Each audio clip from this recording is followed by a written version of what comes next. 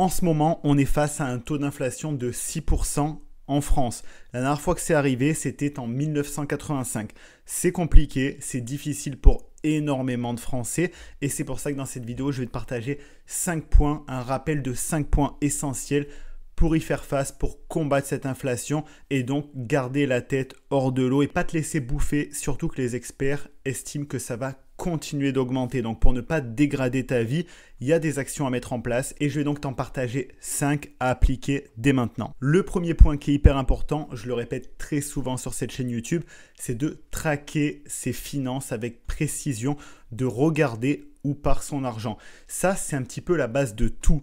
Si tu ne sais pas où ton argent va, comment tu l'utilises, ça va être très compliqué de l'améliorer. On ne peut pas améliorer quelque chose qu'on ignore. Donc, tu vas lister toutes tes dépenses chaque mois. Tu vas regarder où part concrètement ton argent. Autant les dépenses fixes que les dépenses variables. Ton loyer, eau, électricité, même quand tu dépenses 1 euro, 2 euros, faut que tu le notes parce que les micro-dépenses, les micro-plaisirs peuvent aussi te bouffer et au final te mettre dans une situation ultra compliqué. Donc ça, c'est vraiment le point numéro 1. C'est un point ultra important dans les finances personnelles pour pouvoir avoir une gestion saine. C'est de savoir où part son argent. Ça, c'est hyper important. C'est un petit peu la base de tout parce que si tu ne sais pas où va ton argent, ça va être compliqué ensuite de pouvoir améliorer ça, de pouvoir changer des choses parce que tout simplement, tu n'as aucune vue sur ce qui se passe actuellement. Donc ça, c'est l'étape 1. Tu peux le faire soit sur papier, un tableau à l'ancienne ou sur tout le mois. Tu vas mettre une colonne rentrée d'argent, dépenses, mettre des catégories à côté. Tu peux te faire un petit tableau. Tu peux aussi te faire un Excel, un Google Sheet où tu vas faire exactement pareil mais sur ordinateur. Si tu as la flemme et que tu veux un outil clé en main, j'ai développé un outil qui est disponible dans la description, un tableau de suivi des finances automatisé où tu as juste à mettre tes dépenses, mettre combien tu gagnes, ensuite ça te génère des graphiques, ça te génère des tableaux, ça fait tous les calculs à ta place. Si ça t'intéresse, c'est dans la description, mais en tout cas, c'est très important, il faut suivre son argent. Ça, c'est le premier point, c'est vraiment un rappel extrêmement important, encore plus en cette période d'inflation où vu qu'il y a une variation des prix, on perd un petit peu ses repères et c'est encore plus compliqué pour ceux qui disent ok mais je le fais à l'œil, je sais à peu près combien telle affaire ou telle affaire coûte. Là tu peux avoir une vraie perte de repères avec les variations sur le coût de l'énergie, sur le coût de l'alimentation, donc d'où l'intérêt de traquer ses finances avec précision pour exactement savoir ok, qu'est-ce qui se passe? Est-ce que je dois ajuster mon quotidien? Oui ou non? À quel niveau? Sur quoi? Ensuite, il va s'agir d'y aller intelligemment, de regarder les plus gros postes de dépenses. Donc, on va dire que ton logement te correspond. Donc, ça, on le met de côté. Mais c'est également un point que tu peux surveiller si ton logement te coûte trop cher par rapport à tes ressources, mais ça on le met de côté. Je vais partir du principe que ça t'es ok, que tu as un logement qui correspond à tes besoins, qui correspond à tes revenus. Donc on va passer à un autre poste de dépense énorme, à savoir la nourriture. Comment on peut gagner de l'argent sur la nourriture?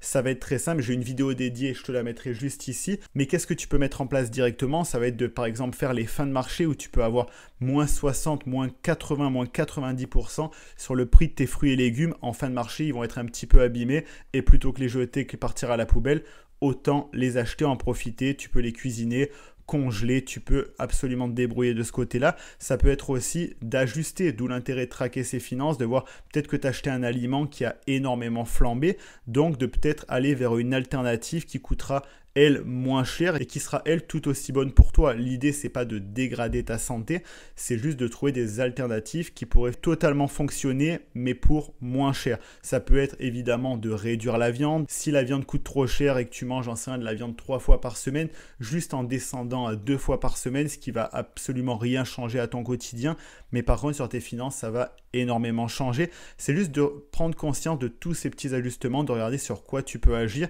Il y a également des applis anti-gaspi comme Too Good To Go qui peuvent être intéressantes, notamment pour des produits de boulangerie. Si tu veux te faire un petit plaisir de temps en temps de manger quelque chose de l'extérieur, tu peux l'avoir à des tarifs ultra avantageux, de cuisiner toi-même, d'éviter les produits transformés parce que là déjà c'est moins bon pour ta santé et en plus forcément on te charge le coût qu'ils ont mis pour la préparation, pour le packaging et tout ça. Par exemple des gâteaux industriels, autant de faire un gâteau chez toi avec les produits de base, ça te reviendra bien moins cher et c'est le cas pour absolument tous les plats préparés, là, les conneries surgelées, plats tout faits.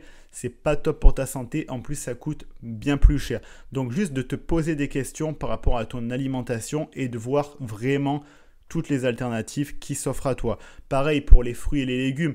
Oui, il faut manger des fruits et des légumes, mais est-ce qu'il y en a qui sont indispensables? Je te prends un exemple à l'extrême. Est-ce que tu as vraiment besoin de manger des fruits de la passion plutôt que peut-être des bananes qui vont coûter moins cher ou des pommes? Tu vois, tu peux jouer sur des niveaux comme ça pour tout simplement garder les apports qui sont importants pour ton corps tout en allégeant ton budget course. Ensuite, toujours dans la lignée, c'est le troisième point de l'optimisation des gros postes de dépenses, ça va être les transports. De se poser des questions sur les transports. Si tu utilises la voiture, est-ce que tu as vraiment besoin d'utiliser ta voiture sur tous les trajets que tu effectues? Est-ce qu'il y a un moment où tu peux juste y aller à pied? C'est possible, parce que j'en ai déjà vu, j'en connais énormément qui font des mini-trajets pour aller à la boulangerie. C'est à quoi? 20 minutes à pied, 15 minutes à pied, donc vraiment une petite marche, il n'y a rien de fou, qui va avoir le réflexe d'aller prendre la voiture parce que c'est plus pratique. Est-ce que tu n'aurais pas pu le faire en vélo? Est-ce qu'à des moments pour des mini-trajets, tu peux peut-être utiliser les transports en commun? C'est vraiment de se poser des questions de ce côté-là. Ça ne veut pas dire que tu en as besoin d'éliminer ta voiture. Oui, ça pourrait t'économiser énormément d'argent, mais si tu es loin, que tu es excentré, que tu n'es pas dans des villes, tu en as vraiment besoin. Mais peut-être que pour aller juste faire 2-3 courses dans ton village ou d'aller chercher un petit truc, tu pourrais trouver une alternative plus économique. Point par rapport au transport, parce que j'entends beaucoup en ce moment, il y a plein de témoignages qui sortent dans ce sens-là où je vois des gens qui disent « je m'en sors plus, je gagne le SMIC, mais avec l'augmentation du coût de l'essence, je m'en sors plus ». Là, il y a peut-être des questions aussi à se poser. De « ok, tu gagnes le SMIC, mais tu as un 400-500 € d'essence par mois ».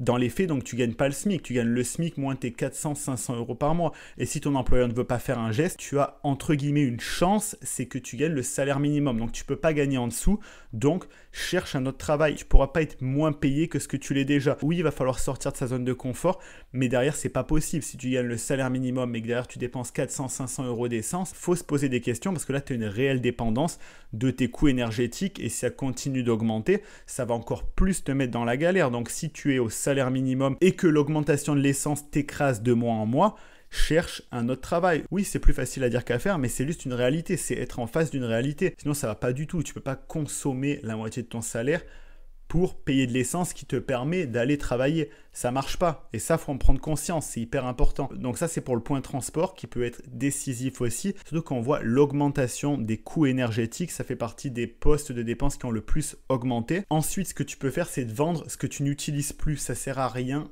de conserver. Si tu ne t'en sers pas, profite de t'alléger. Ça va t'alléger mentalement et ça va faire rentrer de l'argent s'il y a quelque chose que tu n'utilises pas. Vends-le. Il y a des plateformes comme Vinted, Le Bon Coin, Facebook Marketplace. Débarrasse-toi de ce que tu n'utilises pas. Il y a littéralement de l'argent qui dort autour de toi. Tu es peut-être en train de galérer et pourtant il y a des billets qui sont absolument autour de ta tête. Il suffit juste de le voir et de te dire est-ce que ça j'en ai besoin? Oui, non. Si tu n'en as pas besoin, vends-le. Et ne rentre pas dans ce truc de si j'en ai besoin un jour parce que ça, généralement, ça a plus tendance à te désavantager qu'à t'avantager. Donc, vends ce que tu n'utilises plus. Ça, c'était le 4e point. Et le 5e point, si vraiment tu as du mal à t'en sortir, on est face à une situation entre guillemets exceptionnelle. Ça n'arrive pas tous les ans. Mais oui, en ce moment, c'est une période qui peut être compliquée. Donc, il faut juste accepter. Même à cette époque, je sais que c'est difficile pour certains de réduire les plaisirs. Parce que pareil, j'ai beaucoup de témoignages de c'est compliqué, j'ai du mal à m'en sortir. Mais je vois que le budget plaisir est complètement déréglé et il représente une trop grosse proportion des revenus de la personne. Et ça, c'est dangereux parce que pareil, oui, il faut profiter, mais on peut y aller à une certaine échelle. Là, ça peut être temporairement, sur un laps de temps très court, le temps de se requinquer, de se remettre en santé financière, de réduire ce poste-là pour ensuite reprofiter graduellement si ta situation ne te permet pas. Malheureusement, c'est comme ça et il faut se comporter en adulte, il faut prendre ses responsabilités et de couper un petit peu dans les plaisirs. Oui, il faut se faire plaisir, mais il y a des moments où il faut en priorité savoir se mettre à l'abri et savoir garder la tête hors de l'eau. Donc c'est compliqué pour toi avec cette situation d'inflation. Va falloir couper temporairement là-dedans. De toute façon, tu es face à deux options. Et l'idéal, c'est d'ailleurs d'utiliser les deux. C'est de soit tu réduis tes dépenses, soit tu augmentes tes revenus. Idéalement, tu réduis tes dépenses et tu augmentes tes revenus pour pouvoir aller vers ta liberté financière encore plus vite. Donc, si tu refuses ça, il n'y a aucun problème, mais va chercher plus de revenus. Lance un petit side business sur le côté. Quel talent tu as? Est-ce que tu peux pas ouvrir une petite boutique Etsy en vendant des produits faits main? Est-ce que tu peux pas proposer tes services en tant que rédacteur, graphiste, photographe? Est-ce qu'il n'y a pas moyen d'aller chercher des extras en restauration? Parce qu'en ce moment, ils recherchent énormément de ce côté-là. Pose-toi des questions sur avec ce que je sais faire, qu'est-ce que je peux aller chercher comme revenu. C'est les deux seules options. Après, on peut râler, pleurer, remettre la faute sur le gouvernement en disant donnez-nous plus d'argent, faites ci, faites ça. Mais si on se responsabilise, il n'y a que ces deux options. Donc ça, c'était une petite piqûre de rappel qui peut aider certaines personnes par rapport à des messages que je reçois, par rapport à des échos que j'ai. Donc ça, c'est 5 points qui peuvent te permettre de faire face à l'inflation, de bonifier ta situation si c'est compliqué pour toi. Actuellement, il y a des ressources complémentaires dans la description. Je t'invite à les consulter. Profites-en et sur ce, je te dis à la prochaine pour une nouvelle vidéo. C'est Alex Malcolm. Ciao.